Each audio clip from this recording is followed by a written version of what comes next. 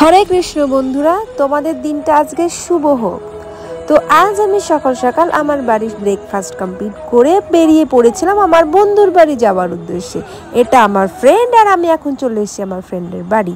তারপর আমি আমার ফ্রেন্ডের বাড়ি দুপুরের লাঞ্চটা কমপ্লিট করে বসে পড়লাম রিলস বানাতে। তারপর মনের মতন কটা রিলস বানালাম আর খেতে খেতে অনেক অনেক অনেক গল্প করলাম।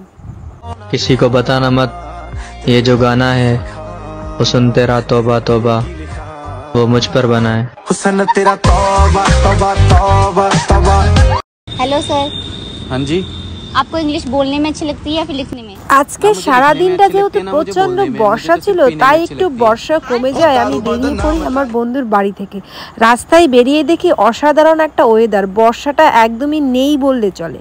তারপর একটা টোটো ধরে নিলাম, টোটো ধরে সোজা চলে আসলাম স্টেশনে এসে দেখি প্রচণ্ড ভিড়, সবাই বিশ্বকর্মা পুজোর ফুল নিয়ে ট্রেনে করে যাচ্ছে।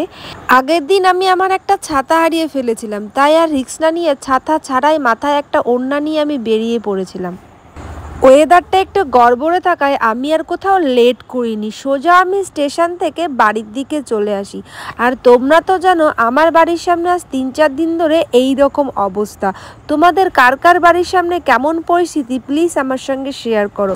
তারপর আমি কিছুটা সময় এরকমভাবে কাটিয়ে চলে আসি ঘরের দিকে। তো আজ আমি ভেবেছি সন্ধ্যার সময় একটু মুচমুচে মুড়ি মাখিয়ে খাবো। তোমরা কি বলো? মুড়ি মাখা কার কার ফেভারিট আমাকে তোমরা প্লিজ কমেন্ট করে জানাও। আমার কিন্তু ইভিনিংয়ে মুড়ি আর চা খেতে বেশ ভালোই লাগে। তোমাদের কেমন লাগে?